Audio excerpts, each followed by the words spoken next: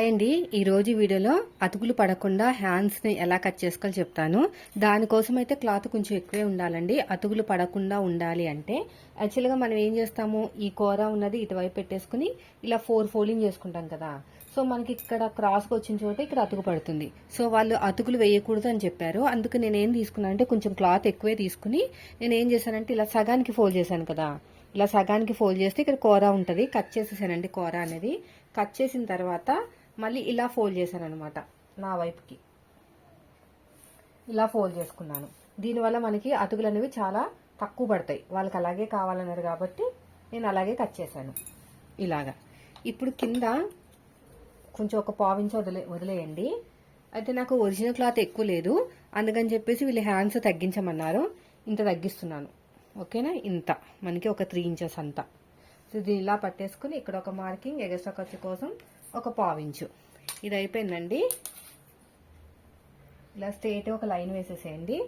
తర్వాత వచ్చేసి మన ఆర్మ్ లూజ్ని బట్టే ఆర్మ్ డౌన్ అనేది ఉంటుందన్నమాట. అంటే మనకి చంక డౌన్. ఇప్పుడు బ్యాక్ పార్ట్ తీసేసుకుని ఈ సైడ్ జాయింట్ ఫస్ట్ కుట్టు వరకు ఇక్కడ ఉంది. ఇది సైడ్ జాయింట్ ఫస్ట్ కుట్టు వరకు ఎంత వచ్చింది చూడండి, 8.5 వచ్చింది.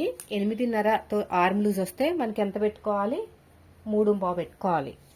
సో 3.5 అనేది ఇక్కడ పెట్టేసుకుని ఇలా మళ్ళీ స్ట్రైట్గా ఒక లైన్ వేసేసుకోండి. ఇలాగా ఇలా లైన్ వేసుకుని ఇక్కడ కూడా 3.5 ఉందో లేదో చెక్ చేసుకోండి. చూసారా, 3.5 వచ్చింది. మనం కరెక్ట్గా చూసుకోవాలన్నమాట. ఇక్కడ 10.5 వచ్చింది, ఇక్కడ 10.5 రావాలి. ఇది అన్నమాట. ఇక్కడ క్రాస్గా వచ్చింది లైన్. క్రాస్గా రావడం వల్ల మనకి ఇలాగా మార్కింగ్ అనేది తేడా వచ్చిందనమాట. ఇప్పుడు క్రాస్గా 8.5కి మార్కింగ్ వేసుకోండి. ఎగస్ట్రా ఖర్చు కోసం 2 ఇంచులు, ఓకేనా. ఇప్పుడు ఇలా స్ట్రైట్గా చూసుకుని ఎంత వచ్చినా పర్లేదు, దీన్ని సగాన్ని ఫోల్డ్ చేసుకుని ఒక మార్కింగ్ వేసుకోండి. ఇలా స్ట్రైట్గా లైన్ వేసుకోండి. వేసుకున్న తర్వాత ఇలా క్రాస్గా అనమాట, ఇలా క్రాస్గా మీకు ఎంత రావాలి, 8 నెంబర్తో వస్తే పావు తక్కువ 2 రావాలన్నమాట, 1.7. సో ఇక్కడ 1.7కి ఒక మార్కింగ్ వేయండి. షోల్డర్ దగ్గర ఏ సైజు వాళ్ళకైనా 1 ఇంచే. సో ఇప్పుడు కర్వ్ స్కేల్ తీసేసుకుని ఇలా నీట్గా కర్వ్ అనేది తీసుకోండి. మళ్ళీ ఇలా తిప్పేసుకుని మళ్ళీ ఇలాగా. ఇది అయిపోయింది కదా. తర్వాత ఏ సైజు వాళ్ళకని ఇక్కడ ప్లస్ గుర్తులాగా వచ్చింది కదా, ఈ ప్లస్ గుర్తు దగ్గర ఒక 1/2 ఇంచు, ఈ ఆర్మ్ లూజ్ దగ్గర నుంచి మన వైపుకి 1 ఇంచు. ఏ సైజు వాళ్ళకైనా అంతే. ఇలా పెట్టేసుకుని ఇలా మార్కింగ్ వేసుకోండి. ఇలా రావాలన్నమాట. మళ్ళీ ఇలా తిప్పేసుకుని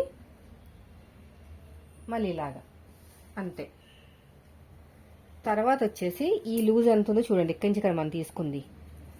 కుట్టేటప్పుడు కూడా మళ్ళీ చెక్ చేసుకోవాలి, ఈ లూజ్ చూసుకోండి. సో మనకి ఇలా క్రాస్గా వచ్చింది. ఎగస్ట్రా ఖర్చు కోసం 2 ఇంచులు.